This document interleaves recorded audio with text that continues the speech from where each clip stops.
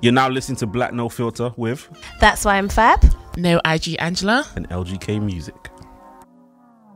My dad was never satisfied Never. with not only us doing our homework, with the homework that was given to us. So my dad would actually, I'm remembering like year 4, year 5, him sitting down and forcing us to learn algebra and getting angry when we weren't learning, like we weren't understanding what he was saying. Imagine. And telling us off and us crying and my mum being in the kitchen like, just leave them. No. What is X? What is X? I'm like, no. It's not even my homework. But I remember going in one of the days and in year 6 and they had just started trying to do algebra and knowing everything and me getting like a merit, being taken out of class. Come on. Was it worth it? No. For all the trauma. But yeah, definitely. Are you sure it wasn't? Do you remember the trauma though? What? Do you remember? Listen. I don't remember the trauma. You couldn't get, listen, you had the option to get the answer right or get the answer right. I would rather my teacher mark my homework. My dad used to give me spelling tests. So I went to school a year early, and then my dad, I don't think he understood what a curriculum was. I genuinely don't believe he knew what a curriculum was, because he was like, no, I will be your teacher. And it didn't make any sense, because I'm like, you're sending me to a private school. Why do you want to be the teacher? Like, just let them teach us what you're paying for. He's like, no. So I would come home and I'd have no homework because I was 4, and he'd be like, no, you're going to learn spellings. Okay. And again, at the same thing, like if I didn't get 10 out of 10, he's like, I'm disappointed. I'm 4. I don't understand. And then also, if I didn't get the word right, I had to write it out 10 times. And then I had another opportunity to get it right, maybe like an hour later. Then I'd have to get all 10 spellings right again. So you can see how this could go wrong for like a 4-year-old, because maybe you did like 1 to 8 and you got number 9 wrong, but now you do it again. You might get number 9 right, but then you might get number 2 wrong. Like it was a whole lot of stress. But to be honest, I feel that's why I'm a good speller now. Honestly, I do. I'm definitely not an excellent speller. But are you good at maths? Do you know what X is? Now I do. Yeah, but if my dad is standing behind me when I'm doing any type of work, I feel the pressure. Just feel the pressure. And he used to get us to like nearly compete with each other. Like, yeah, Angela doesn't know what this is. No. Like, Cynthia, do you know? Tell me. And if Cynthia came with the right answer, he'd be like, so, or he would be like, so they're asking you these questions at school. Are you telling me that? Are you telling me that you were not in that class when they taught it? So everybody else got 100%. Do you have one eye or one ear? That was his go-to. Do you have one eye or one ear? No. So why? Your dad was... Yeah. You know what? Your dad beats my dad. I thought my dad was awful. Imagine you're going to school and all your friends are coming home from school and they're talking about what they did after they finished school, and they're talking about all the things they watched on TV. I'm just saying, I did spellings. But why, Fabrice? You didn't have spellings homework this week. No, we did. Oh, you did? Yeah. In my house, there's always spellings. For me, it wasn't my dad. It was my mum. Really? But primary school, I actually didn't give homework. So there was not home for primary school, but I had homework. Yeah, of course you did. I had plenty of homework every single night. And my mom used to sometimes just flash a random, what's 9 times 7? Right? Randomly in the house. And I had to be ready. I had to be ready with the answer. But she did it with me and my sister. I'll give you the answer straight away. And my sister would be like, straight away, beating. Yeah. My parents had me when they were very young, so I think they were like, what? We're not going to be young parents and you're stupid. Are you all right? You are going to excel. So I'm there trying to make up for my parents deciding that they wanted to have me when they're young, and I'm like, but I just don't want to learn the spellings. I did not have a choice. Does anyone here remember? I don't remember the cat sat on the math books. I never saw that. I never read those. I bypassed that. By the time I got to school, I was reading everything already, while the other kids were still on the cat. I never read the cat on the mat. There's actually video evidence of me sitting down with my mom, probably about 3 years old, reading this book. I remember how difficult it was. It was just bare words on the page, and I was 3, and I just remember my mom just sitting there, and I was just like shaking, going through the book, making sure that I didn't get a single word wrong. The fear will make you do it right. The fear will make you do it right. Yeah. And I remember coming home and being like, I'm so tired. No, I'm just tired. All my friends get to watch TV on the weekdays. And my dad would be like, he had a story to trump any kind of story. Like, there was no reason for you to be tired. He said, do you know when I was young, I had to wake up when the sun rises? and then we had a piece of like the land that we had to till before we.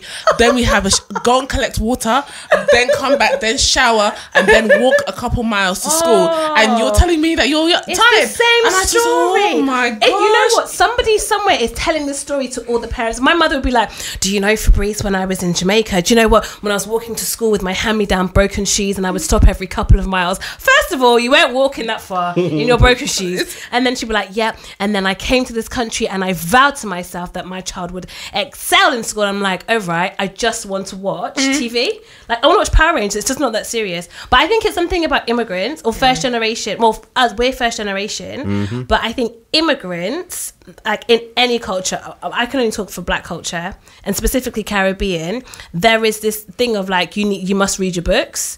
They don't care what books you're reading. As long as any books from school. So I'll be like, oh mum, I like this new song. Sorry, have you done your homework? Yeah. Are you sure? Yeah. But have you done the further reading? Do you know I'm 11? I don't want to do the further reading. But are you ahead? My dad would say, you need to be ahead of the class. So when they reach there, you've already covered it. What is the meaning of that? What is the meaning of that? But it's true though. That's a good principle to have in life, don't you think? No, but it's true. But I remember sitting at the table in my house in Manchester. So I was super young, probably 7, crying my little heart out because I'd got something wrong. My dad was like, stop crying.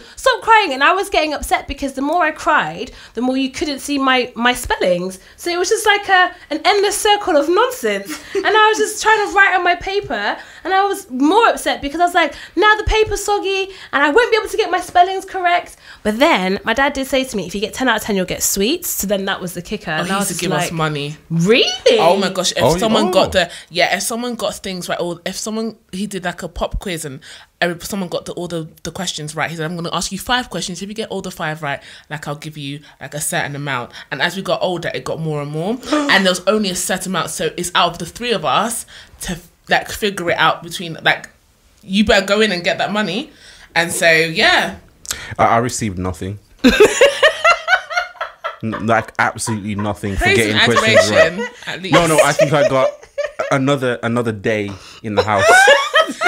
You've earned your keep. You've earned the right to live. There was no. I remember once I was brave to ask our parents, when I do my GCSEs, I should get like certain money for an amount of A's. Oh yeah. And my dad looked at me, was like. I just walked away. My mum is from Jamaica, so she was like, so what I need you to understand, like from a very young age, is outside of this front door is England, inside this house is Jamaica. I don't really know what you think is going on in this world, but inside the house is Jamaica, so whatever you think you're gonna run with, it's not happening in this house. I'd be like, Mum, it's not fair. She's like, life isn't fair. We're in Jamaica. Like, I don't know what you think this is, but she would deny to this day. She'll be like, I wasn't like that. I'm like, are you all right? You were definitely like that. So at GCSE time, I was like, oh mum, you know what? My friends are saying if they get an A, they get £25. If they get a B, they get £20. If they get a C, they get £10. And she's just like, what do you want me to do with that information? And I was just like, what? She was just like, that's not happening in this house. So do you know what I did? God forgive me. I had to go to school and lie. They're like, oh, what did your mum? I was like, oh my gosh, do you know what? She gave me this money because I felt shame. That's how I felt every Christmas. I felt shame that my mum. I had to make up something completely different. I mean, what? So what are you saying you got? Listen, Cynthia, what I got is. Absolutely. Why? Yeah. Just didn't celebrate Christmas. No, because we didn't get presents for Christmas. I didn't get Christmas presents either. Well, kind of, but not really. But I always got a New Year's gift. Same. So I was just like, I got this for New Year's. But imagine I'm here lying to my friends. And I did well at GCSE. Well, I did fine. And I'm here having to like lie to make myself feel better because my parents are telling me, well done, congratulations. Let's start your A-level revision early. But you're right. It's the summer. What's wrong with people? I'd literally say I don't have the books for my classes that are something. My mum was like, go to the library. No, you can go to WS. We'll get you the books. Don't worry about the books. It's our job to get you the books. It's your full time. My dad saying, it's your full time job is studying. Oh my gosh! If I worked the way you studied, would not have a house. And I actually, it's funny enough. Actually, I heard my dad saying that to my brother like last week. Your full time job is studying. If I decided to work the way you're studying, we wouldn't have a house. And so yeah. Is your full time job just studying, or is it studying and chores? Oh, of course. Chores is just to live. I can't talk about chores.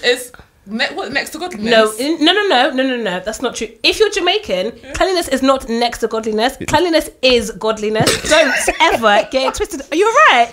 Listen, my mother, oh Jesus, do you know what? Yeah, from a young age, all I know, the house has to be tidy, and heaven forbid you have visitors. What? The whole house is being tidied. My mum, I called the other day. I said to Mum, "Are you right?" She goes, "I'm just doing some spring cleaning." I said, "Mum, it's January." She goes, "Yeah, I can spring clean whenever I want." I said, "Do you know what? Live your movie." Listen, when visitors come over, first of all, the house has to be tidy, but when visitors come over, like the weirdest things happen. Like my mum will be like, "All right, so someone needs to do like the dining, someone needs to do the kitchen, and someone needs to wash the walls." Wash the walls? Wash the what? Wash the walls? What is that? What are you talking about? I just gonna need you to explain why we need to like. And God forbid, like even let's just say on the side, if it was a weekend and you even tried to mention I'm bored, my mum said, "Don't worry, I've got things for you to do." No. I've got things for you to do. Like the wildest of activities, she'll find somewhere that you can clean. What? You're bored? You know, my friends in school didn't know what skirting boards were, and I had to explain that I knew what they were from a very young age because I had to clean that. Like, I had to clean. And do you know what, though? Like, I don't think I realised this was, like, anything out of the ordinary until I became older. I don't think I even realised until I went to uni and I lived with people and I just thought, no, you lot are nasty. Yeah. Like, I just don't understand. Yeah. Like, my mum would make me in our house we had one bathroom, then we moved, and then we ended up with like 2.5 bathrooms. And my mum was like, "So the bathroom needs to be cleaned twice a week." Why? Do you know I'm only using one bathroom? She's like, "Do you think I care? You were cleaning all 3 bathrooms." All right then. And you have to hoover. And then we had 3 flights of stairs in our house. And she goes, "I want the stairs hoovered 3 times a week." Why? What for? But you just can't argue back because that's the beginning of the end. You cannot argue back. But do you know what I do now in my house? I clean the bathroom like every other day. It's ingrained in me. I can't get it out of my system. It's really upsetting. It's frustrating.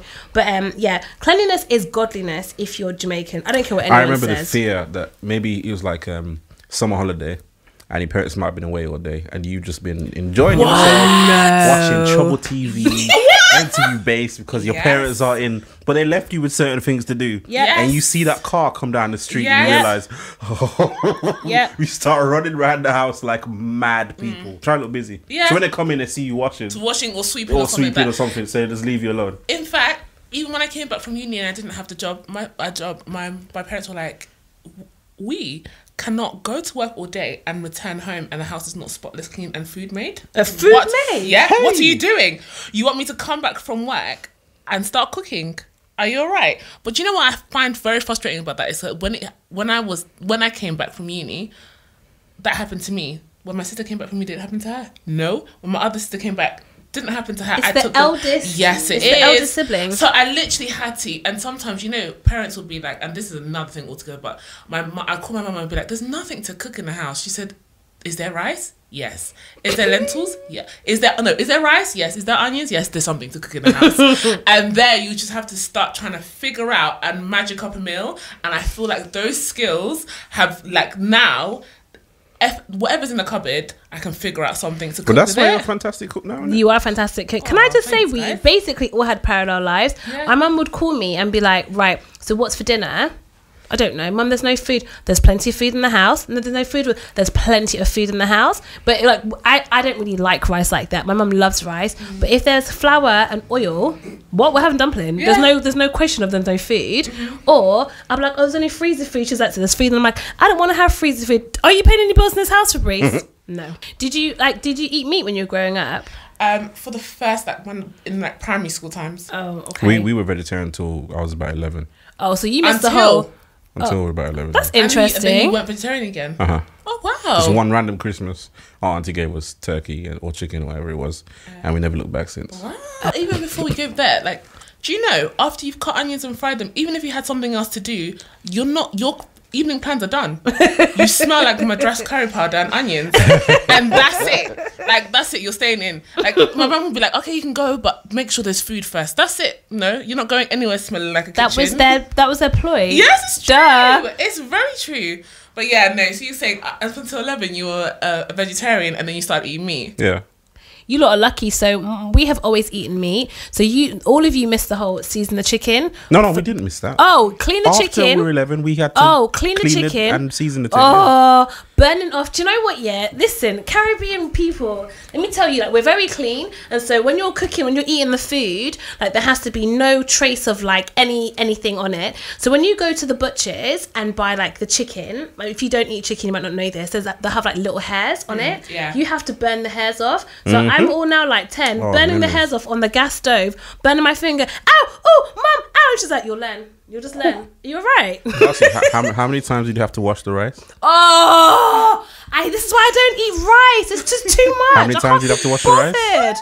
You guys, you eat long grain rice or basmati? It doesn't matter. It doesn't matter. We just had to wash it several times. You don't just wash it once. My dad said the rule is 5 times. No, he never. My dad said 5 times. No, he never. We washed the rice. That's a real Jamaican. 5 times. Oh, Lord. Yeah. 5 times you have to wash the rice before you could put it in the pot. No, I think my mum would make me wash it maybe 3 times and maybe. I don't think I've ever washed it 5 times. Yeah, 5 times. I thought I just had to wash it until it was clear. The water was clear. Oh, the water's very clear by the time we're done. But you just make sure that you like stretch out that. I'm rubbing that rice like you will be washed in this first wash, and I don't want to see any whiteness from it next time. Until all of it comes out. Yeah. Pour it out. I just can't. I don't know. Like, some of the things we had to deal with. The thing is, though, like, I don't think I realised that these things were like commonalities with all of my friends who were black. I just thought these things happened to me. It's only when I became older that I was like, oh, hold on a second, did you have to do that? Like, I don't know if you guys, in terms of food, so now I have 2 brothers, but my mum will cook for my brother and she'll be like, oh, Christian doesn't eat that, he doesn't eat peas. Sorry, are you all right? Because when Fabrice was younger, there was no, what do you want to have for dinner? No. Fabrice doesn't eat that. Nope. I had to eat everything on that plate. And let me tell you, I still feel this in my soul. I don't like mushy peas. I have never liked mushy peas. And my dad would make me eat mushy peas all the time, and I'm like, I don't like them. And he would buy them in the tin and it would say marrow fat mushy peas, and he would wax it off, and I'd be there like, I'm not eating it, I'm gonna be sick. And he'd be like, eat it. I'm like, I don't like it. The one thing, I'll eat anything else. I'll eat cabbage, callaloo, cauliflower, broccoli, greens. I'll eat anything else. I don't want to eat much. This doesn't talk make about a mushy peas difference. makes me feel a little bit queasy, actually. Is that a northern thing? I can't deal with it. I don't know. Is it what? I don't know. It is a northern thing, I because there's certain hate northerners it. that actually enjoy it. I hate it. But my mum's there making my brother like a whole separate meal, like he's a prince. Do you know the boy's 14 years old? For real? 15 years old. So, like, when I was younger, I did not have a choice of what food. Did you have a choice on what food you ate? And my mum said, if you don't eat it, that means you're not hungry. You go to sleep. Amen. I think what I'm glad about is our parents have kind of kept the same energy. Oh, have they? The children. You know what? That's fantastic. My mum doesn't. I have this. In your household, kept the same energy with all of the kids. Nobody chose my brother lives a lifestyle I couldn't even allow myself to imagine. He's out here doing lifestyle. My mum cooks for him. Like, my brother will be like, oh, I don't eat this with this. My mum will make him chapati, yeah? And he'll have the cheek to say, these are my chapatis. She's made a stack. He's like, no, these are my chapatis. What do you mean these are your chapatis? When we're growing up, doesn't matter what you had. Doesn't matter if you've gone to school. This is another thing. Doesn't matter if you've gone to school and they've given out goodie bags. You know, parents could give out goodie bags with food and stuff like that. Yeah. Doesn't matter if you're walking home and you had the sandwich. Once you cross the threshold of the household, it is equally shared. Really? So, yeah. Shared between everybody. Whoever says they want some has a right to say that they want some. There is no my stuff, your stuff. My food, stuff, yes. My food, your food. Anything in that household. He's like, if you want to eat it by yourself, you need to get out of the house and eat it by yourself. So, like, people would come back with things, and like, you'll find out, oh, like, my sister will, oh, you've got this. I want some. You'd be like, oh. Or like, oh, do you know, Anne has this. And then you go and be like, Anne, can we have some? That's it. As long as it's in earshot of my dad, you have to give equal parts to everybody. And it's not like, give me a little bit. It's like, no, let's slice it. And if you cut it, you pick last. What? Oh, you don't know that? These are rules. If you cut anything in a household, so like, say if there's cake, if there's anything to share, so if you cut it, yourself. you Smart. pick last, because if you were to pick first, you'd pick the biggest piece. So you pick last. Yeah. So now my brother is in the house saying, that's mine, that's mine. My brother that's too. Mine, and you think, I said, Dad, what? He's like, no. But your brother's also, he's the last one and he's the only boy. And so is mine. Yeah. And so my brother is out here living his best life. And I'm just like, do you know? And he's just like, no, don't eat that. No, I don't know. And why are you even saying you don't eat that? But Lyndon, you're the only boy. Yeah, but I'm the oldest. But you're the oldest. Yeah. But I didn't give him trouble in terms of... I didn't give my parents that much trouble, to be honest. Yeah, I think we all say that. Are you sure? No, I definitely didn't give them that much Would your trouble. parents say the same thing? They could not look me in the eye and tell me that I gave them trouble. I heard that you're spoiled. You were very spoiled. You must have been. You were the only boy and you were the first child. And you know what? The boys never know that they're spoiled, but you were definitely... Right, let me tell you something, right? Before you get too excited about this spoiled business. I was not spoiled. I didn't get anything more than anyone else got. I just didn't give my parents trouble as a child. I didn't give my parents trouble either, but I still got beat. Do you know what I mean? I still got beat too. So what were you doing then? It was probably something small. It's probably something small. Listen. You're too smart for this, Lyndon. You're too smart. It was probably something small. I told you that one time my mum got too excited and tried to actually fist me up. Too excited. Lyndon's mum. I just want to say that these views are not shared by me or Fabrice. Nope. So too excited. Nope. Go ahead. I think your mum was I don't fully remember in her why right. she was vexed. But the whole fisting up thing, the whole punching me up thing, right? I was grown. I was like... How old is grown, Lyndon? I was 19. I just come back for summer. That is quite old. Yeah. And then what did you do when she was trying to fish you up? The first one, I took it. Right. Next one, took it in my chest. The second one, I blocked it. You dared to block your mum's beating? No. I had to protect myself. What? I blocked it. You could have run away. I would have always run away. No, I did eventually because it got a bit crazy after that. I blocked the second one and then she went at me with a flurry. Because you blocked it. The rage and tears in her, she just went at me with all her might. Every punch was coming. I was blocking them all and then I just ran. Blocking them Your poor mum. You didn't land on the first block. You can't block. You just have to take it because it'll be over quicker. So she punched you the first time. Did you say anything after she punched you for her to punch you the second time? You must have done, Lyndon. I didn't say anything. Maybe what you did deserve 2 punches. I think she was frustrated that I didn't react to it. She's probably just thud in my chest. And Guys, you know what it was? I think I might have stood there a little bit too... with defiance. Defiance. Listen, My chest you don't want to live. I just stood there like that. You said, and she was okay, like, try again. She went again, and I blocked it. Listen, and I just went, and she went crazy. Lyndon thought he was taking vibranium. Everybody, I wouldn't even make it to the beating. Let me tell you something. Even with the sound or the promise of a beating, or just even the conversation of it, tears would be right there. Like if I can cry myself out of this, I will. Like I remember being and I was old enough. Like I think at least I was in my teens, and I actually, out of all of my siblings, apart from my brother because he lives a different life, I was probably the first person to, like, the earliest they stopped beating me at the youngest age. So I remember coming back, I was like, maybe, I think around about like 13, 14, we'll come back from Oxford, we're in Chiswick Roundabout, and just before we approached Chiswick Roundabout, my dad was talking about how his sister had another baby. I said, another baby? They live abroad. Oh, baby? He was like, yeah. And we're sitting, so he had a 7-seater car, so I'm sitting at the very back, yeah? And I was like, what do you mean another baby? I didn't even know she had one baby. He was like, yeah, and so? And I was like, so you're telling me that you wouldn't want to know if you had a cousin? And he was just like, you can't provide for it? You can't buy it a present? You can't send money? Why do you need to know? Why do you need to know, yeah? And so at that point, I was like, so you're really telling me you wouldn't want to know if you had a cousin? He said, no, if I can't do anything, no. And I said, yeah, and he was just being stubborn, yeah. And I said to him, oh, sure. What? Did my dad not, while going around Chiswick Roundabout, look back to the back of the car? We went round that roundabout more than you needed to. And he was just promising me, why did you say that in that tone? When we get home, we'll deal with this when we get home. Did I not start crying from there? And I lived quite a bit away from Chiswick. I was crying from Chiswick Roundabout to when we got home, which is about 20 minutes, yeah, of just crying. I was like, please, please. And my sisters were like, oh, woo. Did you not get the reverse clap from the front seat? Oh no, I was at the very, very back. That's why I said she was too far for them to reach. I was too. My mum will slap. My mum will do. My dad doesn't like doing stuff like that because he wants to talk to you through why he's going to beat you and beat you. Yeah, I hate it. And then beat you. My mum someone will say something in the back and there'll be 3 of us and she won't care who she's hitting. She will hit all 3 of us. Yeah. She's just hitting anyone that catches the slap. Sorry. Yeah. But you're brave. Hold on a second. Sorry, is it just me that wasn't allowed to really butt into adult conversation and not contribute? I want to know that my family's No, you were too brave. Like, my mum would be having a full-blown conversation with an auntie. She could be talking about me. If she's not talking to me, she'd be like, so Fabrice is doing this and this and this and this and this and this and this. And I'd be like, and the look, sorry, is someone inviting you to the conversation? This is a big people conversation. We're not your age mates. Okay, sorry. I'm good. No, you can't just be adding yourself into the conversation. See, I didn't do that when my sister did. She used to go back and forth with my mum a lot when we were young. Now I was about 15, so my sister was 14. Sister? Oh, no, the younger one. Yeah. We were 14. We were in the car, and her and my mother were having some kind of disagreement.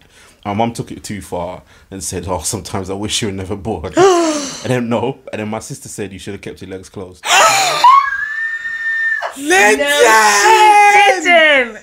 No, she didn't. I had a story did like she that. Survive? What did your mum do? I think she was so shocked she actually found it funny. She was like, I'd be scared. I would have packed my bags when I got home and left. I would have packed up my little handkerchief. I would have packed up my little belongings, my diary. Were you in the car? Were they in the car? Yeah, I was in the car. I would. If I said that, I would not pack. I would open the door while it's still moving. I said you should keep legs closed and roll out, tuck and roll out of the car. I would have packed my belongings in a handkerchief and bopped out the house. I wouldn't even got home. Are you right? One time now I'm going to say that I'm holding the door handle, just ready to make my swift exit. You know what it is? My mum has never forgotten that. She's told that story so many times. She's just so shocked. She's like, I used to chat a lot to my mum, but I don't think I said anything like that. But the one thing I used to do, because I'm super dramatic, and you know, if I had stairs in my house now, I'd do it. My mum would finish talking to me, and I'd stomp up the stairs. And then, because you know, you don't have much in your life when you're 13. You don't own anything. These days, I didn't have a phone. All I did was I literally went to school and came home. There was nothing else to do. So I was like, right, my mum's upset me. I'm gonna stomp up the stairs. Don't stomp up my stairs. Okay, ma'am. And then I'm going to slam my bedroom door. Don't slam my bedroom door. What can I do? I tried to stop up the stairs one time. And after arguing with my mum, and I didn't hear anything. And my mum's favourite thing was, I'm waiting till your dad comes home. Hate that. And when my mum retold the story, it was with ginger and Maggie and everything. She just spiced up the whole thing. And she was like, and she was banging doors. No, I didn't, because I was even scared with every stomp. Like, it was a shaky stomp, because this was new territory. Like, I had never done this before. And I was a teenager. Did my dad not wild out when he came in? Did you buy this house? Did you put this carpet on these stairs? If you want to stomp upstairs, get your own stairs. That was the last time. The last time. But did you guys ever get threatened with the punishment of, you know, if you're gonna misbehave, you can just leave and go back to like your parents' home? So my mum had a very serious talk with me in year 8 because I was messing around, and she was like, "Sorry, do you think that we're paying for you to go to school for you to come home with substandard grades?" FYI, substandard grades was anything below an A. So I was out here getting B's, and I had a few A's, and I was like, "Mum, I got a B in maths," and she's like, "I'm not too sure about this. Are you alright? Do you know? Sorry." Are you going to school? I think I said to her, "Mum, but it's different from when you went to school." She said, "No, it's not. 2 + 2 is still 4. Therefore, it's the same." I said, "All right, no problem." And she's like, "If you're not going to behave, which means if you're not going to study and excel and be at the top of the class, you're going back to Jamaica." And it was always the fear of, you're going to go to Jamaica where you're going to have to collect water, where you can't flush the toilet at night time, where there's nothing for you to do, and you don't have any friends there, and you will stay there until you learn. And I was just like, one time she told me, I promise you, I cried for like 3 weeks straight. I cried. But guess what? I got A's. So I kind of feel like maybe it was worth it. No, every time my report came, that was always the conclusion of the conversation, because my grades were good, but I always used to talk in class, and it was always ending, "We're going to send you to Africa." Was I sending to Rwanda? Was sending you to Uganda. Last time we promised you, this year we're going to do it. And it's going to be a one-way ticket. And the threat, Last year we promised you. Yeah, last year we've been promising you, now we're going to do it. I'm like, oh my gosh. And I'd actually, in the end, I was like, I don't know anyone who's been sent. And then one person that we did know was sent to, No. What? He was a scapegoat for everybody. But you know what they did? Guy. Actually, one guy said, and he stayed there. Another guy went, and he was old enough to know that he could come back if he went to the High Commission. What? So he went to the High Commission and said, I'm like, I'm a British citizen, and I'm so. They brought him back. No, are you all right? And I Did said, he go back to his parents' house? No, of course. Well, I mean, I don't know what happened when he got back to the UK, but he came back to the UK. I said, wow.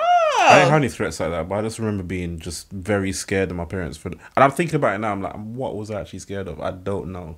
Listen, they didn't have to threaten anything. My mom could just look at me. Yeah. I just imagine all the terrible things that she could do to me. I was always scared watching TV in the presence of my parents. Yes. First of all, too long. Don't enjoy too many programs in a row. No. First of all, why are you sitting down? There's something better you can do. Absolutely. Yeah. That was always saying, why are you sitting down? There's something. Why are you sleeping? Like on a Sunday morning, why are you sleeping? There's something better you can do. Yeah. And then, is that why you sleep so much now? Even then, they were so strict. My parents were so conservative. First of all, we had all the channels, which is a torture. We had all the channels on Sky, but majority of them were blocked because he didn't want us watching like MTV Base, any music channel, any like shows channel. If it wasn't like Nickelodeon Junior or something like that, it was too much. Then my dad would be like, so then sometimes we would watch like Saved by the Bell or Sister, and he would be like, these are not your age mates. These are not your age mates. Why are you watching people who are older than you? And I said, this is our show. It's coming on like Nickelodeon, only children. So he said, no. Are these people your age? No. So then you shouldn't be watching them. Or we'll see. They used to park in front of the. They used to park in front of the house. Yeah. So sometimes they'll be coming back from a meeting, like usually board meetings, and would see the car lights in front of the house and hear the exhaust end. Yeah. Yep. And let me tell you, first of all, when we sat down to watch TV, we would know the channel number that we're going to change it to in case of emergency. You had to. It was like 113, whatever it was, yeah? 113. So someone's sitting with the remote in their hand as we watch. We don't know when our parents will come back, and they'll never tell us when they're coming back. That I'll call and say, oh, Mom and Dad, when are you coming back? We just want to know because of food. Why? Don't worry about us. We're coming back. They'll say, we're coming back soon. Meanwhile, it's 3, and they come back at 7. So you've been in like high tension, for anxiety for 4 hours. Yeah. Anyway, we're watching, and as soon as you hear the exhaust, like sometimes there'll be so many false alarms. You press 113, people throwing cushions back on the chairs, making sure that the sofas look nice, and then everybody has to act normal. Like, and that's the hardest part. Them walking in and you finding something to do to just act normal, and they'll be like, "We know you're watching TV. We know you're watching TV, and you're probably watching that stupid program of yours with those old people." Oh gosh, we had to change the channel. We used to change the channel. Well, it's only me actually. I changed the channel twice because there's a button on the Sky remote. And you can go back to it. Yes. So I changed it twice just so that they Me too. wouldn't go back and think that we were watching anything. I used to do the same thing. We used to have cable, so you could do the same thing on the cable, the long, slim, black remote. But you know what? My parents, they used to, again, go out and not tell me when they were coming back. And I'd be like, oh, right, okay, no problem. But like, I wasn't supposed to be watching TV. So what I'd be doing is I'd be in my mum's room watching TV, and then I would hear the car coming up there. But I lived in a cul-de-sac, so I knew I had time, or so I thought. The car would have to go all the way up to the top, turn around, come back down, park, and then so if I heard the car coming up, I had like a minute, right? Turn the TV off, come out my mum's room, blah, blah, blah. One day it all went wrong. So what must have happened is my parents must have clocked on. So I was like, okay, no problem. And I think it was like MTV Base. And I was like living my best life because I wasn't allowed to watch it. And so I was just there, like, you know, pretending that I was, I don't know, whoever in the music video. Blue Country. Breathe. In the car, swishing my hair, and had the music on. And I heard the car. I was like, okay, no problem. I've got about 45 seconds before I can turn it off and then like, come out my mum's room. Did the door not open? My mother had been like, oh, yes, I'm just getting out. Fabrice! Yes, mum. Where are you? And I was stuck. Yeah, you freeze. I didn't know what to do. Yeah. I was like, I need to turn the TV off. I'm in my mum's room. Why in my room? Listen, that was the end. She was like, you're not going to my room again. And then from then on, when they would go out, they would come in, and do you know what they'd do? They'd touch the TV to see if it was warm. My dad used to take. I swear to you, black people are insane. My dad used to take the Sky. My dad used to take the Sky card. My dad used to take the card. Take it out. No. But you know what the good thing is? If you made sure it was on the channel you wanted to watch before he took the card, you could watch it. The only thing you can't do is change the channel. Yes, you I can thought watch didn't it. work. So yeah, if it's you when you switch it on, say if he's been watching the TV last, it'll be on like BBC News or Sky News, yeah. But if he had by accident left it on Trouble, if he takes a card, you can watch Trouble. You just can't change the channel. Oh, rest in didn't peace, know that. Trouble. Yeah. That was Isn't a it? fantastic Yeah. channel. I was so upset when I came. I think it was I was in uni. I came back home and realized it was gone. Trouble just and disappeared. Choice, yeah. Those Choice broke FM. my heart. It was Broke wicked. my heart. There was another there was another station from Trouble. I can't remember. But yeah, my mum started saying. It was just Was Trouble. it just Trouble? It was Trouble and Nickelodeon were next to each other. Yeah. But it You're was, right. but Trouble, they're when one you get to a after certain age, another. you're just watching Trouble. Yeah. Mad. I used to go to my cousin's and get into the house, and her mum was so liberal. She still is. She's lovely, my favorite auntie. and I used to get in there and I'd be like, no, like make a beeline to the TV, put on MTV Base, and don't disturb me. I'm trying to get in like 1 month worth of MTV. Like, don't talk to me. We can talk at another time. I just need to watch these music videos over and over again. And I say, where are all your CDs? She used to buy her all loads of different CDs. My mum made a mistake of one day us going to Asda and me saying, I really want this CD. The first time it was a woman called Stacey Orico or something. Yeah. I could say, yeah, and that she was okay. She was a gospel artist. The next time I said, let me just try and push this, and I got a Ja Rule What? thingy. Are you alright? And so my mum doesn't check things like this. Like, my mum is so like, okay, da, da, da. Like you literally, you could probably put something in the trolley and she not realize you put it in. And then she got it for me. I asked her, can I get a CD? She was like, yeah, of course, you can get it. And I got the CD. Did my dad not find it and see the parental guidance little thing? And not only was I beaten, but I was like, he went in, he confiscated it, and I like would go back and forth and like stealing it back from him, and then him finding that I got it again and taking it back. You were brave. What? Why were you so brave? Do you know what? You have to give it a few You wanted months. to go to Uganda. I don't care what anyone says. You wanted to go. A few months, and then him forget that it's there, and you just go and get it again.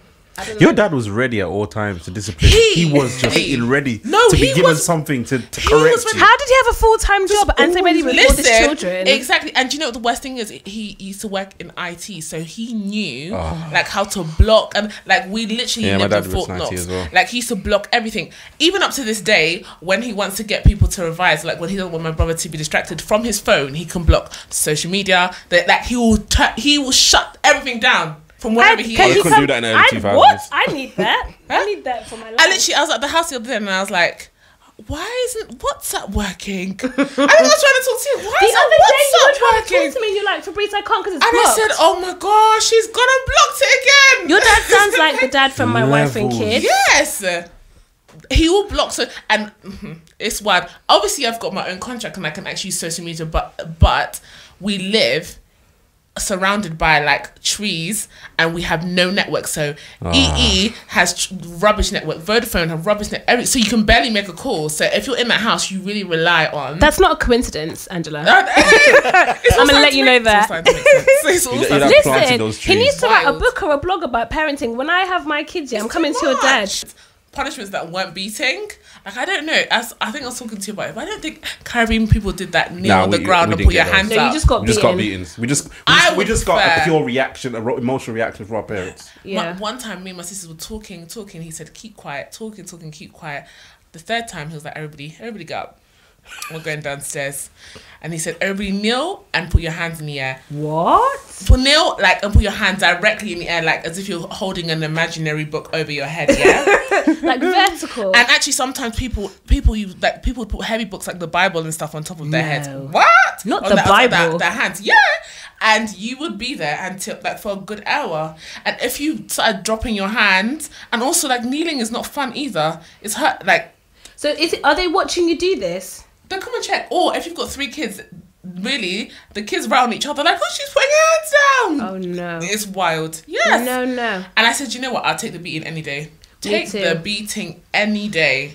Well, are you sure you take it any beat? Because sometimes my mum would just grab anything that's around. That's what mums do. Just feel for yes, something. it's always the mum. What I'll never forget once is she picked up a big tub of cocoa butter. Yeah. She picked a big tub of cocoa butter at the Palmer's one. And they were heavy. She just rushed it towards me and I just ducked and it hit the door. I looked at my mum and I just ran upstairs. I just want to go back to you saying that you weren't a naughty child. I wasn't. What were you doing? I wasn't a naughty child. So you just existed. Let me tell you. Okay, let me give you an example of the things I got beaten for. I was playing the piano, Right. practicing. I make a mistake. My mother will come in with a wet tea towel and lash me with it. That pain is Okay, like on is that being a naughty child? What were you playing? I don't believe It these was stories. just some classical pieces. Oh no, I I wouldn't. made a mistake. No, She came in. Does your mum play? No, it doesn't matter. So how does she know? my dad. Angela, plays. sorry, this doesn't matter. She's Jamaican. No, I think knows. how what does she she plays. know? Oh, You it just doesn't have to sound remix right. it. I get in trouble for things like not practicing the piano or not doing or coming home too late.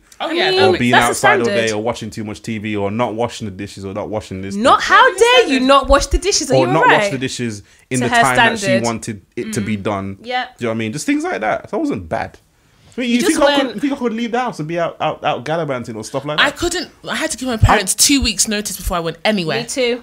I had to ask my friends' mums to ask if I could go somewhere. So let's say, like, if I was at church and I was like, oh, I really want to go to Serena's house, I couldn't ask. I had to be like, Serena, can you ask your mum to ask my mum? Because if not, it's going to be a no. She'd be like, I said, no, please No, ask. my dad And then did they might do it. But then after a while, if you do it too often, they're like, oh, you think this is a joke? You think I'm just going to like pander to your friend's parents? I'm going to tell them no. I'm going to tell you no. I'm going to beat you for making your friend's mum ask me. Yes. My Yep. dad used to get so annoyed if I got someone else to ask him what I could ask him, and he'll say, I'm saying no, and I'm saying no because Angela asked you to ask me, and let her know that I said that. And you have to go, Your dad was militant. Your dad was on the next level. militant.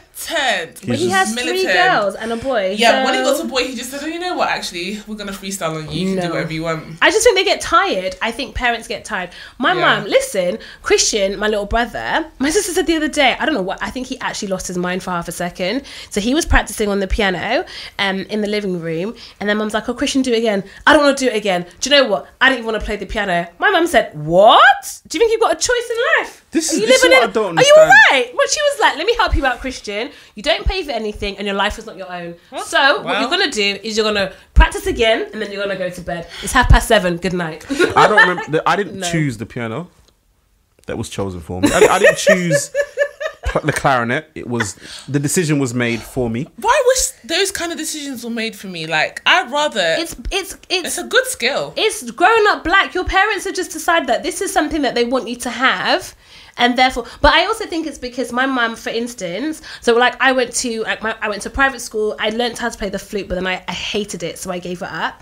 And I went on lots of different school trips. And my mum was like, "Listen, I didn't get to do this, so you're going to do it." I don't want to go on all the school trips, by the way. I don't want to go to Hadrian's Wall. I didn't want to go on the ski trip. Nope, you're gonna go, Mum. I don't want. You're going to go. Oh right. So I feel like a part of it is like I am That's the living her opposite. life. That's what for I her. used to get like trip forms, and I used to be so scared to bring them home because why do you need to go there? So they can't tell you. So there's no book that can tell. Why do you need to? And I'm like, oh, Yeah, I didn't my go on gosh. any of the school Or trips. I'll Did you be not? like- I didn't. You know what the thing is? I didn't bother to ask my parents because No, same. I just didn't feel like they'd say They yes. say yes. Really? Also, Yeah. the issue of like having to go on a school trip or having to go on an overnight trip and thinking, oh my gosh, all I have is church clothes. I mean, No. no. Church clothes. They never buy me just casual clothes. Literally, you have your uniform, you have your like pajamas, yeah, Do you have house clothes? house clothes, but that's not outside clothes. No, it's not. And I had church clothes. Sorry, can I Why just would say? you do? My dad to this day doesn't own a pair of jeans. Okay. Does not own. My mum a didn't pair buy of jeans jeans. till she was like Just 25. serious. It's That's too next level of much. But do you serious. know, guys, can I just say, there are some people who don't have house clothes. The first thing I do when I walk in my house is I take off my clothes and I put on my house clothes. I don't want to be cooking in the clothes that I got on the train got on the tube. And I live on the Central Line. It's already disgusting. Do you know what I mean? Like, it's the West Line in London. So I take off my clothes, but there are some people who just have work clothes and going out clothes. And having like house clothes is like a whole new thing to them. They don't have it. Let's see. Well, Zungus. It must be like it's really odd. But I remember when I was at stay over at my friend's house from school. So I stayed over at Becky's house. I must have been in year 9. Becky. First of all, I can say it's wild that you're allowed to stay at. Do you know We what? were not allowed to do. I've never stayed at a random person from Yeah. school's house. No, but Any weren't person they I've stayed- even your friend? No. Okay, primary school, I stayed at nobody's house. No, me either. Except for people that I knew from church. And in I secondary didn't at school, anyone's house. by then, most of my closest friends were from church and my parents knew their parents. So that's the only way I'm staying over at anyone's house. I mean, I don't remember staying over at anyone's house in primary school. I don't think I would even have asked, to be honest with you, because it would have been a straight no. You're a girl child? No. You're not staying over at anyone's house. Oh, right. I stayed at my cousin's house, obviously, but like not from school. So in secondary school, I think around about year 9, I had a really good friend. I was like, oh, can I stay at her house? My mum was like, why? And I think I said something about I've got to do a school project. Listen, that was the first and last time I asked to stay at Becky's house, because the horror that took over my soul, like obviously I'm black and I've grown up in a black household. So I just imagine that everybody has the same things that we have. Not at all. So I must have gone to bed and I'm putting on my headscarf. And so Becky was like, what are you doing? I said, I'm putting on my headscarf. She's just like, why? I said, because for my hair. She's like, oh, okay. And I think she was fine with it. Wake up in the morning and then I'm like having a shower. And then I think I must have said something like, oh, do you have a plastic bag for my flannel? She was like, no. I said, no problem. I'll sort it out. And then I said to her, can I have some cream? And she was like, huh? I said, can I have some cream? Because I think these times, I think I must have I've either forgotten my cream in my house or I don't know. Maybe I'd run out of cream. I don't know. But I didn't bring my cream with me. And she's like, I don't have any cream. Please believe I went to school with no cream. You need to use some olive oil or sunflower oil, cooking oil. Oh, you had to go to school the next day with no. And so her mum gave me some really expensive moisturizer for my face. But her mum was really reluctant. She was like, I mean, this is my very expensive, I don't know what it was, Elizabeth Arden 8-hour cream. Who knows? Who cares? But I was like, I can't go outside with my face looking grey. Like, I don't have to cream my legs, but I need to cream my face. It is unacceptable. And I remember my friend saying, so why do you need to cream? And I said, because I'm black. And if I don't cream, I'm going to look grey. And that's not the colour of my skin. No. It was like a mad... I mean, they were a bit strange because I also asked her for toothpaste and that was also a no. And I was like, do you know what? I can't stay here again. Yeah, mad. We had to buy it on the way to school. I remember... and brush our teeth at school. I don't know what was happening in that situation, but yeah, it was a madness. And I just realised that I think it was the first time I realised, oh, not everybody creams their skin. And I promise you, it really blew my mind. I think this creaming just shows that we're not supposed to be here. Where are we supposed to be, Lyndon? In a very tropical country. Yeah, it's true. But they cream in tropical countries. Yeah, not as much. But not heavily. No, they don't. Because and the water's softer as well. No, because it's humid there. Yeah, and the So water's there's softer. water in the air, so you're not as dry. We just dry out quick over here. Yeah. It's true. That's When I very true. was in Jamaica, I didn't have to cream so much. Cream a Yeah. little bit and Do you go know out what? and You're cool. right, you know. You don't have to cream that much. That's very true. You Come ain't through with supposed that to be here. wisdom. And when they're over there, they have to put on their sun cream. Maybe that's what they should do. Just go back to... No, actually, let's not say that. It was coming out wrong. I thought I didn't need sun cream. Yeah. I'm going to have to tell you that skin cancer does not discriminate, so you're going to have to And slap our on skin is not made your of rubber. sun cream. I interested. said in my chest to Steph, with my chest, I do not need sun cream. I am black. No, I am you black. still You're not even Do you dark have skin. skin? You're right. Do you have skin or do you have leather? Because if you've got skin, And when I go on holiday, I like to swim all day long. So Yeah. I'm Doesn't swimming mean you're- when no. That's saying I swim when the sun is the highest all the time. So I don't even realize that my back is getting you're burnt up. cooking up. It's cooking. So what happened? When was your awakening? I realized that I was getting burnt up Oh, right. in Mexico and thought, okay, I need some sun cream. And what happened to your skin, Lyndon? Look, we don't need to go there. What happened to your skin? This is Black No Filter. Please, Was it want nice to know? and smooth? No, it wasn't. Because of it the was my vitamin back. D? My back was really it was burnt and it was. I'm going to let you know that your back was the worst affected, but your whole body was affected. I'm going to tell you my that. back was affected. The Because rest of it wasn't. Lyndon, you're too smart. But You're too smart for having this. said that, this didn't happen in Jamaica, and I didn't have sun cream. I mean, I'm going to reiterate that skin cancer does not discriminate, and everybody I think should it's wear I think it's the sunscreen. dry heat. Lyndon's not a scientist, No, so it's not. no one listen to him, please. Listen, I don't want Lyndon- anybody I'm to be out here I went saying to Jamaica. I Listen, didn't have sun no, cream. you- I didn't burn. you went to Jamaica. We don't know about everyone else. Fabrice, Lyndon's not a scientist, but rest assured, Lyndon is always right. and the quicker you learn that, I'm just telling the you a better fact. for you, I went to isn't it? Jamaica and I didn't burn. because Lyndon is I came always back right. slightly So darker, I didn't burn. again, Lyndon went to Jamaica and didn't burn. Everybody else may not fare so well, so everybody else should wear sunscreen. Yeah, I'm not Thank you. saying I'm not saying don't wear sun cream. Do your thing in it, but I didn't need it in Jamaica. I will if anywhere else I would do it. I mean, Jamaica was fine Okay. because I was home. Why? Because the heat recognized home. it He was said you because and you he were was home. home. Recognized that I'd It returned recognized home. it was you and you were home. And That's they right. Said, The sun okay. was like, "Oh yeah, you're one of us." So Oh, we'll leave you alone. Lyndon. Yep. No. Mosquitoes didn't realize that though. But Oh man. Do you know what? Oh gosh, yes. No. Do you know what? Just to talk about mosquitoes, Do you know, recently I went to Kenya, came back, then I was not feeling very well. I was actually very ill, and I went to hospital, and the first thing they asked me was like, when I'd been abroad, do you have do you have malaria tablets? And I said no. So I was told that the advice now is not to take malaria tablets, treat the malaria after you've got it. This is why you have to just check your sources, yeah? Who told you that advice? The doctor? No, someone knows. I didn't think so, because my cousin would have told you that. Someone that I trusted but anyway, someone that had my best interest at heart, but not a medical professional. When I told the nurse, the triage nurse, she called all her nurse friends in and said, ask her if she took malaria tablets, and said no. They were like, are you alright? I said, this is what I heard. She said, did you hear from a doctor? And I felt so stupid. They said, you know what, you probably got malaria. Are you enjoying the malaria? And you were really sick, you know. Imagine. Yes, I was really ill. Turned out it wasn't even malaria, it was just a stupid flu. But what's the lesson that you've learned from that, Angela? Always take malaria tablet. Well, you know what? It's not always. And don't ride on TFL if you don't have to. Because TFL is lurgies and every disease and every non-washed person. I'm going to need you and Lyndon to really act like you're smart, because you're very smart. So Angela's lesson is consult a medical professional when you're trying to decide about what medication you are. Fabrice is English, let me tell you something. Stop. My English is not like your English. My is I'm telling you, my English is different to your English. I said exactly the same thing. And he said, consult a medical professional. Listen, I said, take my malaria tablets. How about that? The eloquence. Just consult a medical professional. Did your parents believe in hormones when you lot were growing up? In what? Hormones. How about that? Like, exactly, right. So I would you're going through puberty, and I'm not talking about the physical side of puberty. I'm talking about the emotional side, and you're getting mood swings. My mum would just give me 2 claps and be like, you just better sit yourself down and read your books. That was the story of my life. Read your books and crack on with your homework. The other day, I'm on the phone to my mum, and she's just like, poor Christian, again, my brother, he's really upset. Why? Oh, I just think it's his mood swings. Yes. What? Now Sorry. they know. We have understand. I'm telling you, this is what I mean. Did he have that? I tell you boy.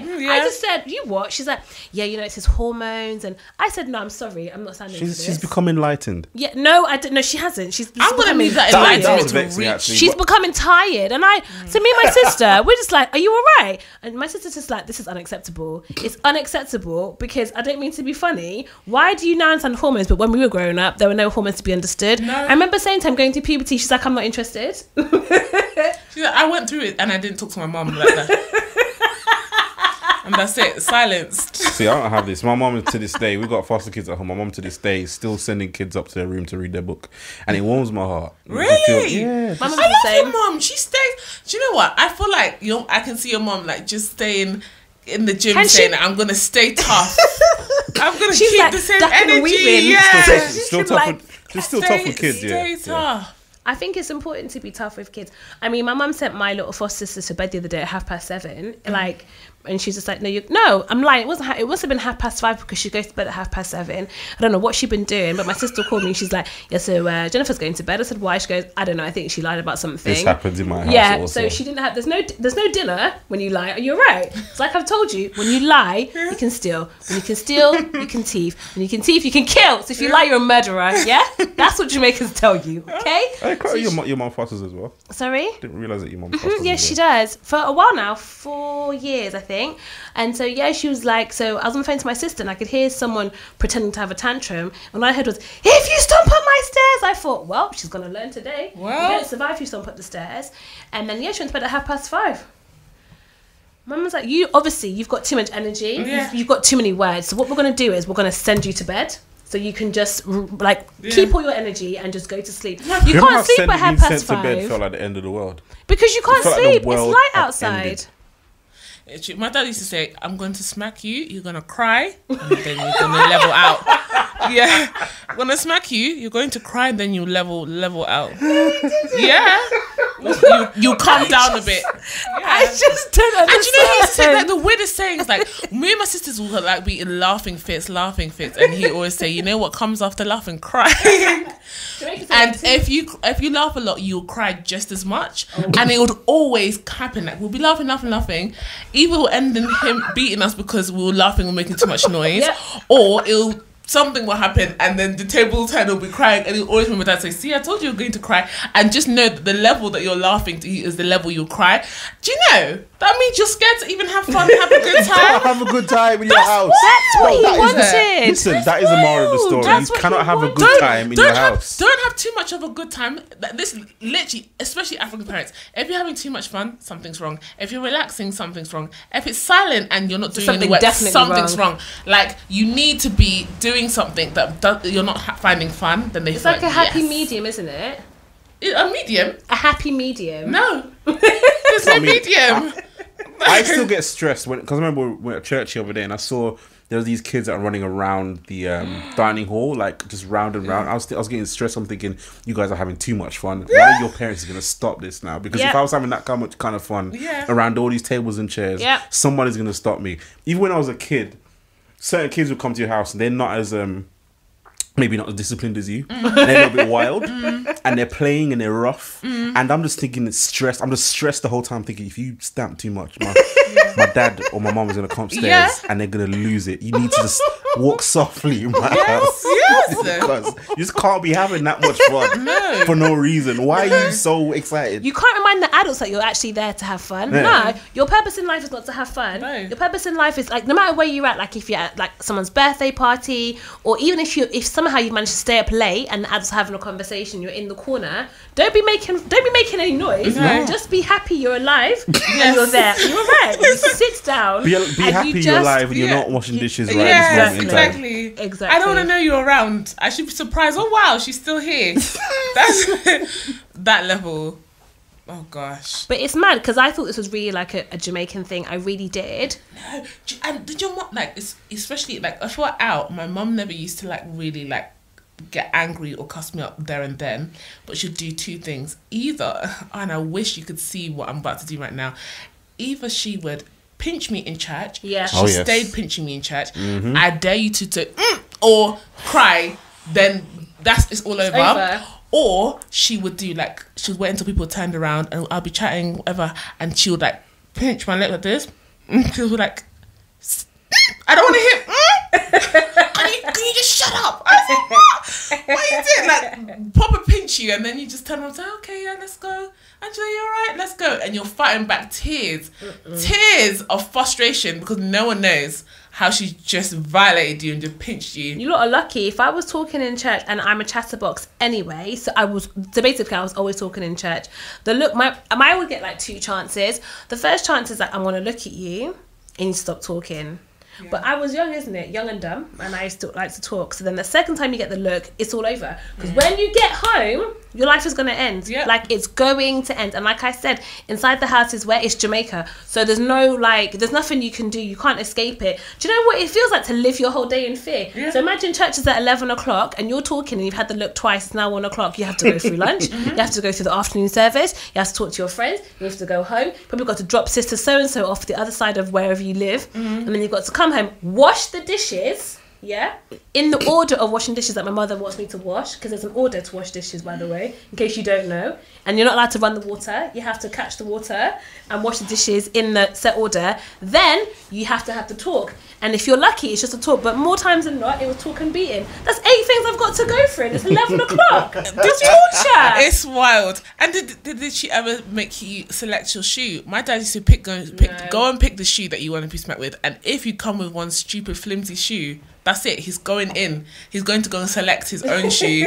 And he's like, pick a good shoe, because if I get up and pick it, it'll be my choice. What? And it was the whole thing, the whole like drama. The mental fatigue. Yeah, like, do you know why I'm smacking you? I don't want to hear it.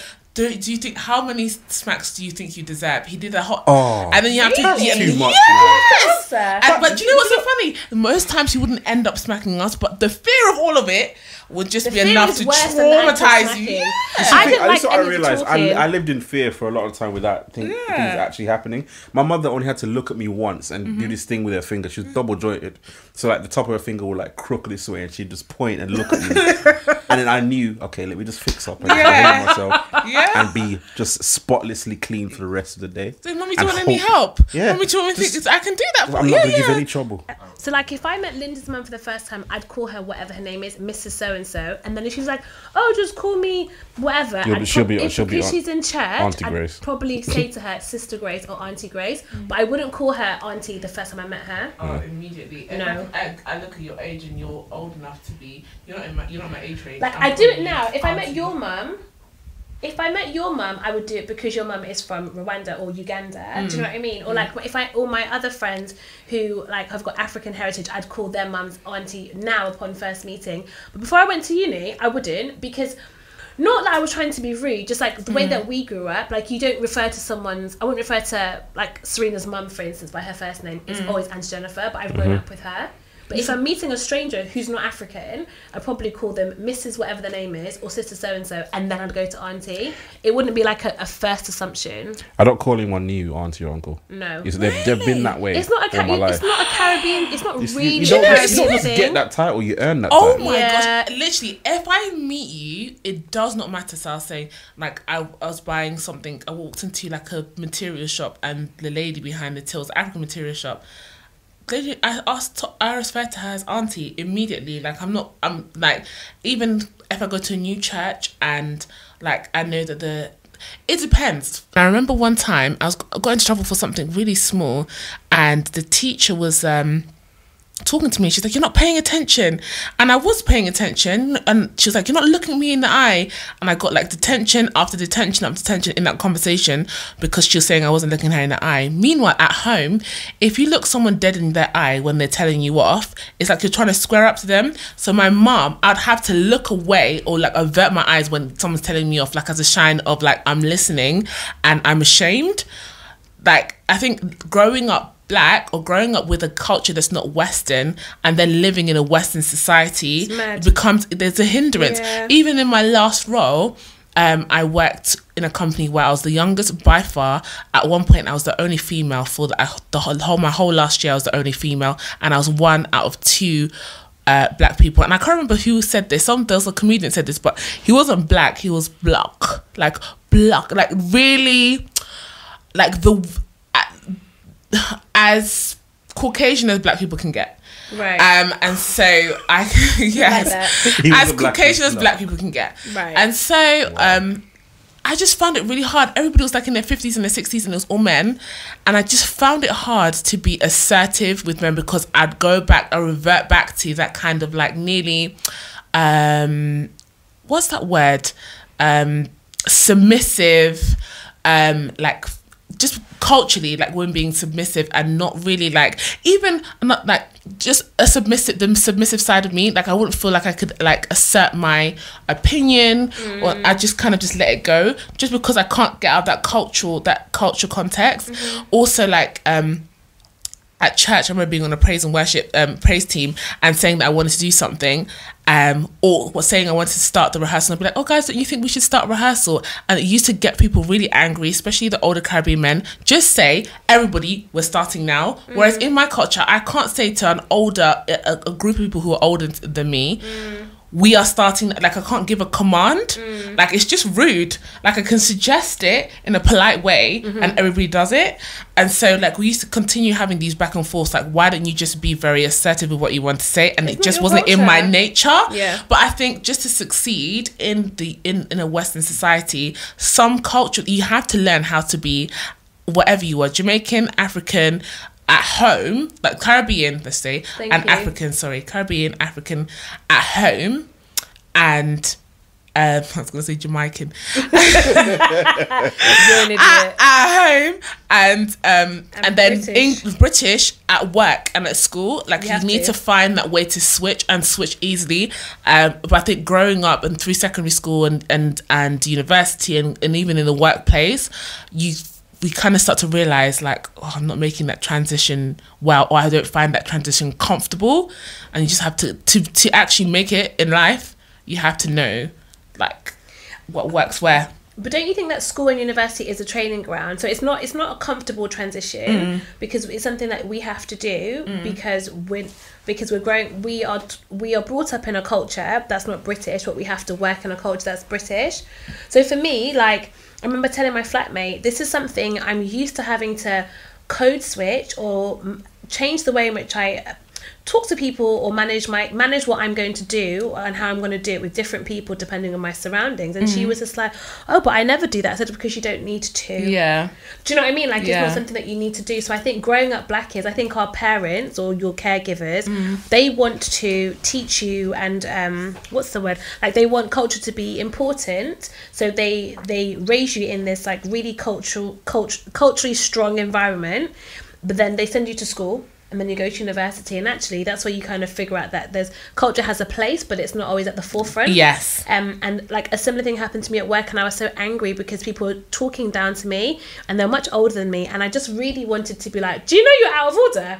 But I can't. Like, I'm not going to do it because you're actually older than my mum, so I'm not going to do that. But it really irritated me in my soul, and it's just about I guess the reason why our parents wanted us to have this culturally strong identity, I think, is that we know how to manage it, like when to rein it in and when to unleash it. And also for you to know, like my parents were like, don't ever get it twisted, you're not English. You may be in England, but you're not English and you'll never be English. And that's why it blows my mind when people say that they're English. I don't get that because it's like you are born here, but say, for example, if you were born in, like, if I happened to be born in China and I said I was Chinese, people would look at me like, you have lost your mind. And so they wanted you to know that you are Jamaican, you're Rwandese, wherever you're from, not to lose that cultural identity, but then also to like, so for example, they taught us so much stuff, so many things to do with our culture, everything. We even like, imagine we weren't allowed to go to like to watch MTV Base or like listen to secular music, but apart from if it was random music, cultural random music, and we went to cultural dance classes from the age of like before 5 all the way until we refused to go when I was like in my late teens, and we were like in a dance troupe and stuff, like cultural dance troupe, and we danced. And for them, they didn't want you to lose. For me, I think my parents didn't want us to lose our cultural identity, but then things like teaching us our language, they thought it would be a hindrance because I think they had experienced like they'd experienced prejudice and like racism because of their accents. They'll be qualified for the job, but just the accent alone would be enough for them to be sent away. And so they didn't want to teach us our mother tongue at home because they wanted our English to be like as clean as possible. Sorry, mum and dad, I still have an accent, and I've never lived anywhere else but England. But you don't have like a strong accent. You have a slight a little clip. Yeah, it's like a clipped. It's like a very clipped English accent. Yeah. I think it's an East African thing. I definitely think. I say, like, I was telling my friend the other day, for the longest time I said either. What is either? Like, I don't, and that's either or either. Yeah. And people say either, and there was another person who said, you know, you all say either, and now I'm conscious of it, and I said, that is a damn shame because I don't speak any other language. But anyway, I digress. I feel like they just wanted. It's weird now looking back because the people who taught their children their mother tongue, it never affected their accent in school because actually the child is able to switch between the two. But I think they wanted to give us as much culture as they could without them feeling that they're hindering us. So trying to strike a balance. Trying to strike a balance. But I think it's like even colonialism and thinking that the white person's accent language is better because like a French person or Spanish person won't come here and say we don't want to teach them Spanish in case. No, they're fully starting at when the child is born and continuing on.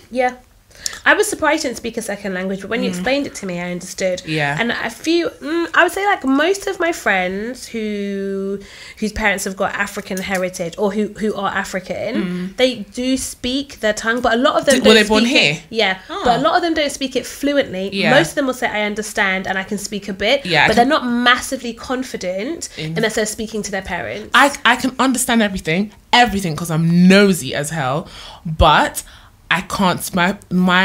My Kinyarwanda is so broken that no one can really understand But me. if you went back there, would you be able to pick it up like that? Rwanda's a special case because actually the majority of people who live in Rwanda now, or a lot of people who live in Rwanda now, were never born in Rwanda. So you've got such a mix that actually majority of people speak English or French. Yeah. And so and they're happy to. I think their desire to learn English would be greater than my desire to learn Kinyarwanda. So I'd get there and they'll be using me to learn English rather than me using them to learn Kinyarwanda. Yeah.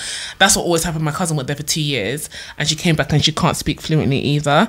But then also, you know, when I was thinking about this topic, and this is just, I was thinking a lot of the times when I found that people say that they are, like, have you ever met someone who identifies as English? Yeah. Maybe British. I'm not a black really person English. who's British, yeah, I have.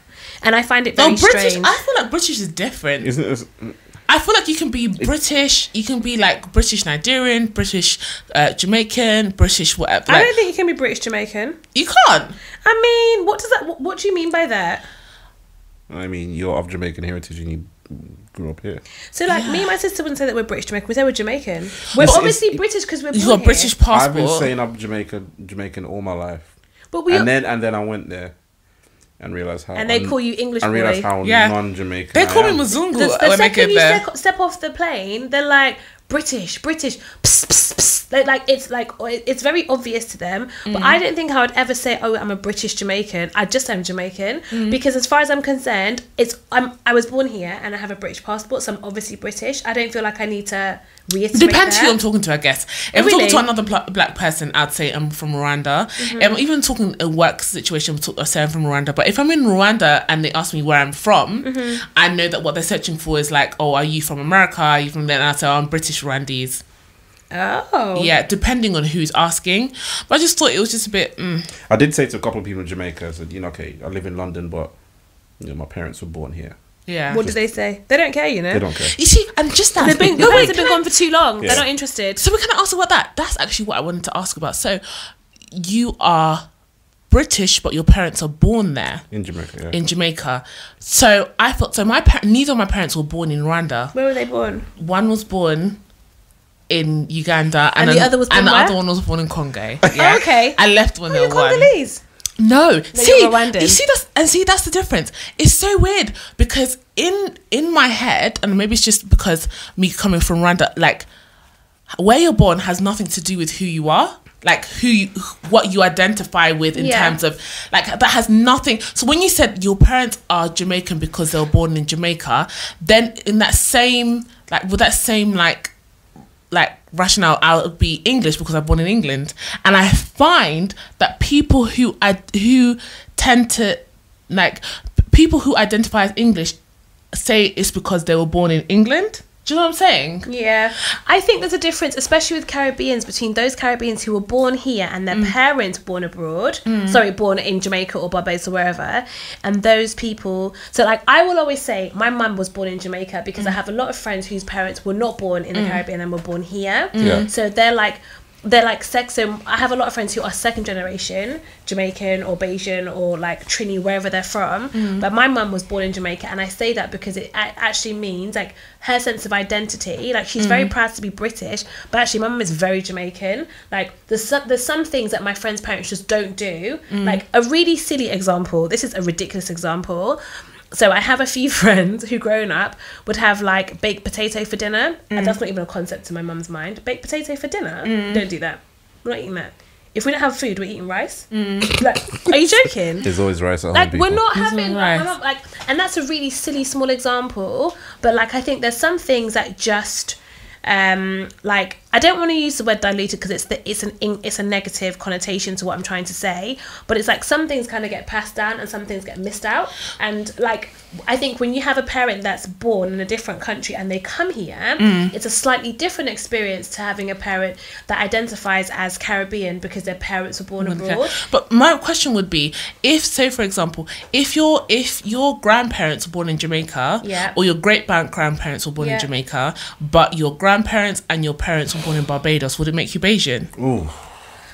I can't really answer that question. You see, because this is really intriguing to me. Culture. I think it's what you identify with, and I think it's so. If your great grandparents born in Jamaica, but your grandparents born in Barbados, like where is the majority of your culture from? So, like, did your grandparents leave Barbados and come to England, and then you've got like quite a strong Bayesian influence and a little bit of Jamaican, or like, were they born in Barbados, but actually they lived like in a very Jamaican part of Barbados? Like, do you know what I mean? This is really intriguing to me because so my on my mum's side, her parents were one parent was born in Rwanda.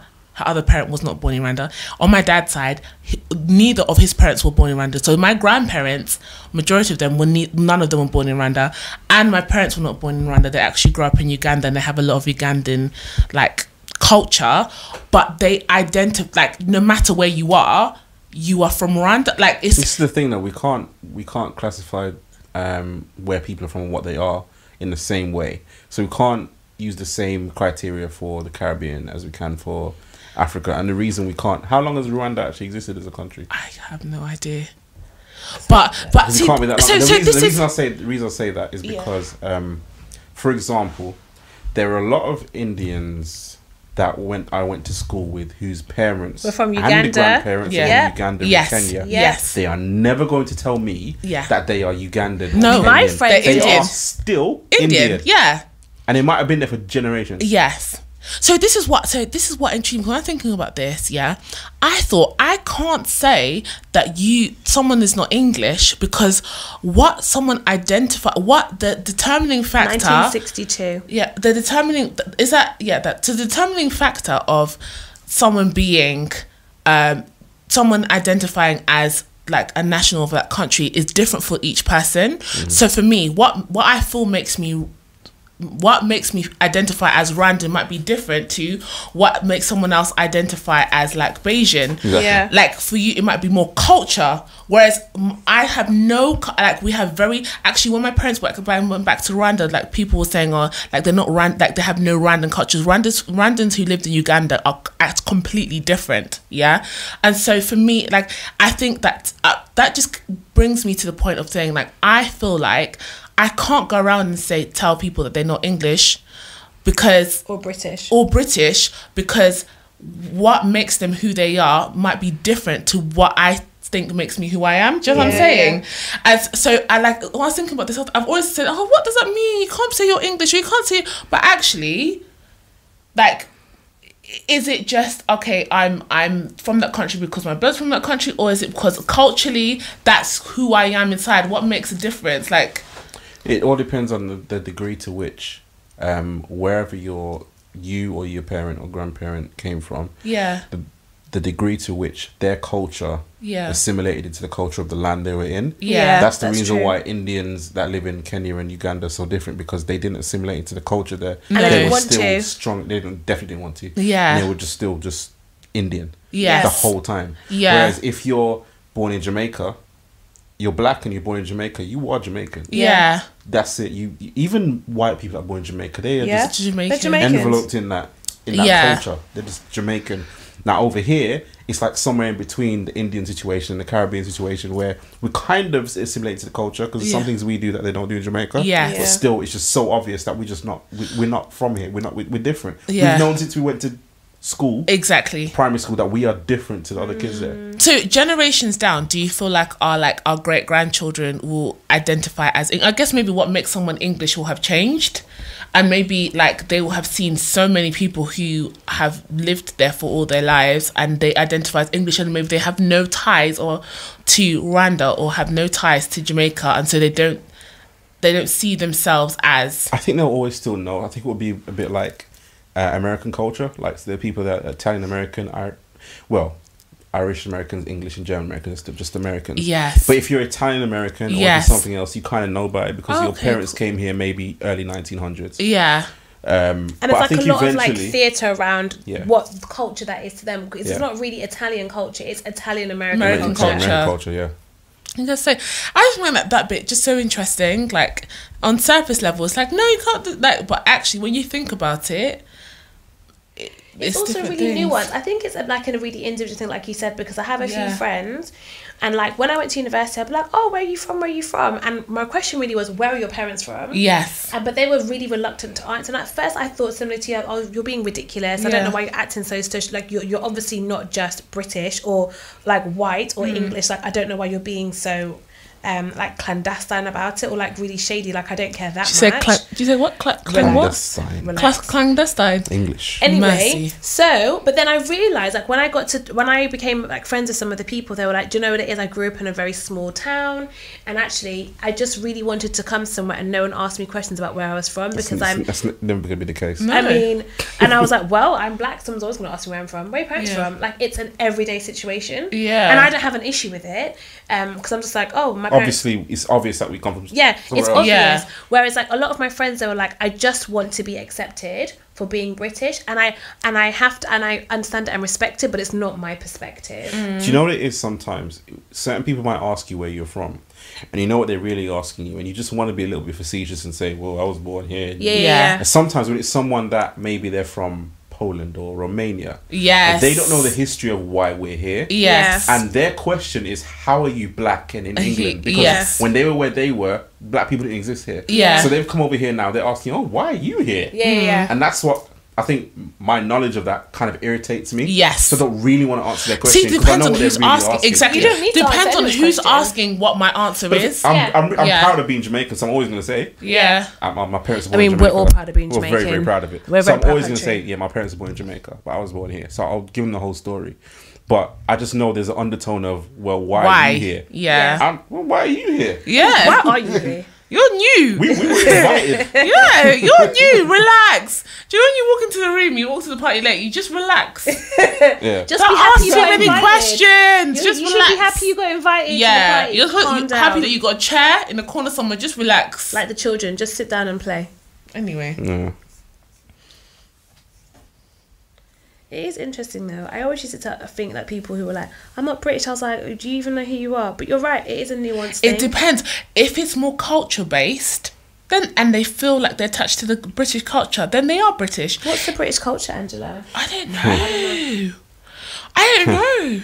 I don't want to say Mushy there isn't peas. a culture. There is, because there Of is course a there culture. is. There's a I culture think everywhere. It's like it's hard though. For me, it's intangible. So there's a big culture around pubs and social drinking. That's a big thing. Well, I can ask a question. What if the person was, say for example, say the person was Bayesian or even or like Congolese, whatever. What? No, wait. Wait, what are you saying? No, Because I know what the question is. No, and they were adopted. Their parents, they never knew their parents were adopted by white parents. Right. And they had no sense of like their culture. Right. Like they had, it's not like any culture's been passed down onto them. Right. Are they still Bayesian? Where are they born? Here. I would say they're British. I guess so. Yes, exactly. So that's what to me, this whole conversation intrigues me. Like that's what I'm trying to figure out. Like if a Ghanaian person, so I had a Ghanaian friend who did not identify as Ghanaian. She identified as British, point blank, period. Like she didn't want. She was I am British, and I She we always used to have. all Ghanaian culture. She was like, I'm not. You're asking about my parents. I am British. Like Right. I'm English. She said I'm English and I'm British. Yeah. So we used to have back and forth, English back and forth. and British, yeah. yes. Mercy. And we used to have back and forth. And I just thought, actually, now I'm thinking about it. No, she has a right. It depends on your determining factor. If you're talking about culture, and you don't have any attachment to that culture, then why would you? I mean, she has a right anyway. I just think it's interesting because like, I don't take it too deep, but I just feel like people are going to look at you for the rest of your life. Yes. They're going to ask you, Yes. what if, I don't know what her name is. I don't know what, but certainly her first name might not necessarily be that traditionally Ghanaian, but I'm sure her surname probably is. Her first name was definitely fully Ghanaian. There you are then. So well, I just feel like you might want to rebuke this culture for whatever reason, and that reason is absolute, you know, like it's your reason to have, and it's your truth. But you have to recognize there will be people who will continually ask you about your name because of what you look like, what your name is, and maybe even potentially like some of the things that you do, and don't even notice that are cultural things. I'd be suspicious as to why she's so adamant. She used to get so angry. There's obviously some sort of trauma there. I don't want to say, I don't know who this person is. I don't want to say anything to bad, but he sounds very self-hating to me because I can't imagine an Indian sitting and telling me that they're just British and English. Actually, I have heard that. No, I think I grew up with a lot of them. I went to school with a lot of them. There's no way any of them. Well, the ones that I know from Birmingham, they'll say Anglo-Indian. No, they I've don't. never heard that. My gosh, Anglo-Indian. You never heard that? I went to the woman. That's different. That's a real thing. I worked with a woman that said she was Anglo-Indian. But that's the actual real thing. No, in India, there are actual people that were mixed with the white people that came over there before. My friend is half white and half Arab, and she calls herself Anglo-Asian or Anglo-Indian, but like none of my Indian friends call themselves Anglo-Indian. Wow. Not one of them. Like, similarly to Jamaicans, they're like, no, I'm Indian. Like, they don't even say I'm British. I've never even heard them saying British Indian. They just say I'm Indian. Which is perfectly fine, or I'm from Pakistan or wherever. But like, I've never heard anyone say I'm British Indian or Anglo-Indian. I was gonna say, to be honest, I don't know your friend, and it's not my business, but it sounds. She's actually not my friend. It just sounds. Yes, see how she's thrown her under the bus. No. She was my friend at uni. Whatever. It just sounds like there was a little bit of trauma surrounding, and that's perfectly fine. And the only other person I know who has almost not cast out, but like, I don't want to say rejected, but for want of a better word, rejected their culture, the culture that they were brought up in, and where their parents were born. Their heritage, their heritage is somebody who identifies as British, and I find it really interesting to get my head around. And he was like, it's how I feel. I don't identify with that culture. I don't want to. I would never date anybody from that culture.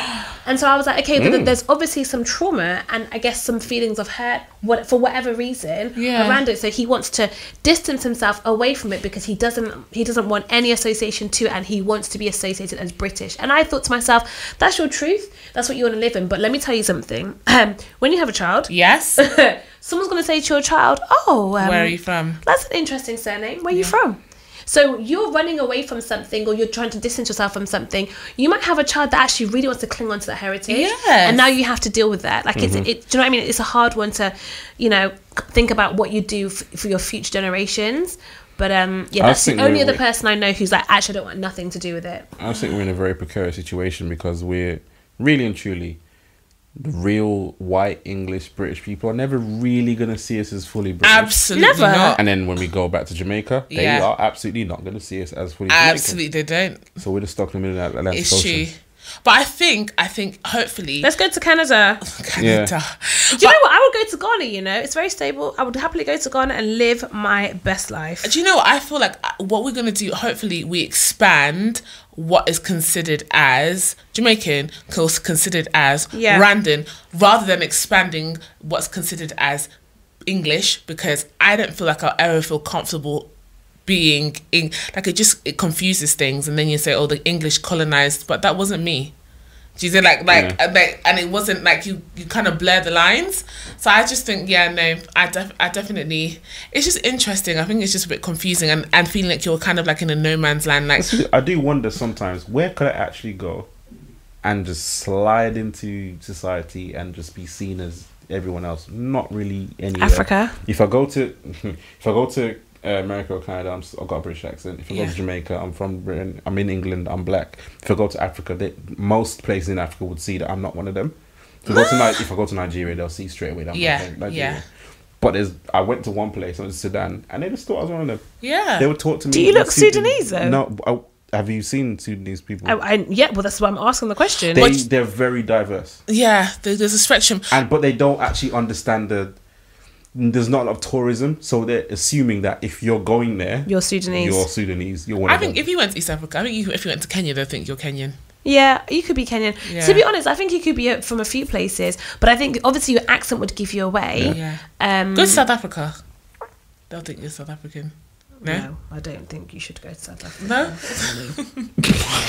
I don't think you should. I actually really want to go to South Africa. It's beautiful. Yeah.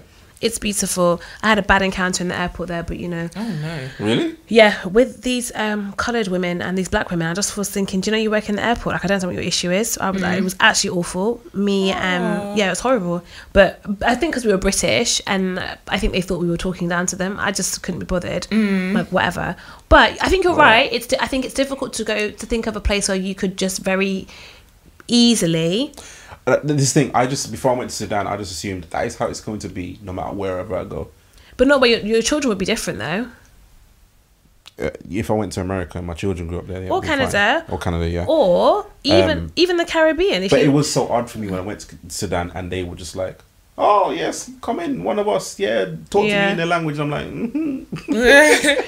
It was just like I've never been somewhere and felt like that. Yeah. When I went to Zimbabwe, I thought I was annoying that happened in Jamaica. I just felt so out of place when I would go into a shop and I've got to think about asking for something. Yeah. I'm so aware of the fact that I'm going to sound so English right now. Your English accent sounds so much more English when you're abroad. It's really amplified. Oh my gosh, I even get shocked when I open my mouth. I'm like, what does that mean? I even realized how non-Jamaican I looked. Like, they'd see me and they see, okay, you're either from America or from Canada or from... You go there with a fancy. They could see it. It's not even... It's even not the that. people on the street could see it. It's his skin, it's his hair, his haircut, how he wears his clothes, how you walk. It's everything. Yeah. And it's walking like, but too fast. But this is where my parents come from. See, that's how they tell. This is where my family have been for generations, but I come back here after one generation and I'm already an outsider. It's mad. It is a strange thing to think your parents left their home country for quote unquote a better life, so now we're in a different country that see us potentially not as equals, and we're like ethnic minorities and all the nuances that brings and disadvantages and advantages. When you go back to your parents' home country, they don't welcome you with open arms, and especially not Jamaica. I don't know how it is. No, and they're always like, oh, you're like, they call me Mzungu. From the adults to the children, call me Mzungu, yeah? Really? Mzungu, yeah, of course. But I think, this is what I think then I can only say that then identity is a mixture of physical, biological, things, aspect, and then culture. And I think because all of us come from, like, physically we don't look like we can't come from this country, but culturally we picked up certain aspects of British culture, and so you're always going to have a conflict between what you look like and what you think or act like. And so when you're there, your culture sticks out, or the way you present yourself sticks out, and when you're here, your physical attributes stick out. And it's just, you never, like, unless you like create. I think this also comes down to, like, even like marrying and stuff like that. I feel like there'll always be a culture clash if you were to marry someone who was Jamaican and from Jamaica. The same way if I got married to someone who was random and from Rwanda. And then the same way you can't marry a white English person from here, because there'll be a culture clash too. You could if you want to. I'm saying there'll definitely be a culture clash. I think it's a new nation of British born immigrants, black immigrants, that, like, I would have more similarities with you than I would have with a random guy from Rwanda, because we're British and we have that same nearly similar upbringing. We've just spoken about all these different things that we had similar in our upbringing, and living here. Like, I feel like we share this new, like, culture, this new black British culture, which is new for me, because I realised that I would before say there were some cultures. Some cultures that I wouldn't necessarily want to date for a number of different reasons. Yeah. But that was when I lived in Bristol and I didn't really encounter them. Yeah. So actually a lot of the reasons, or like even like rumours or myths that I had was based on, I guess, previous information. Yeah. And it wasn't based on like this new black British culture, because actually I think we forget black British culture now, don't get me wrong, is pretty much nationwide, but like 15 years ago it really wasn't. Yeah. It was mostly centered in London, and even now sometimes I'm like, oh, I didn't know that was your culture. I would have assumed you were Caribbean. Yeah. I would have assumed you were something else, because actually like those nuances have almost like slightly disappeared. Yeah. So it's like a big melting pot now. But 15 years ago it wasn't. And I think sometimes it's important to recognise that those changes have taken place and move forward. I think it's so interesting. The quicker we all just everyone from everywhere, Yes. especially all the black people from everywhere, everyone that's spread out, just sit around and talk and just start to actually unite as one. Yes. My gosh. Absolutely. And you find you have more similarities than you ever thought, and everybody thinks their life is so different, another person's life is so different to theirs, but actually when you sit down, there's a lot of upbringing is commonalities. very similar. Yeah. Especially if you also have a similar religious background. But even if you don't, I think like there's some things that just across all cultures, so we're more the same than we are different, I think. Yeah. Amen. Amen.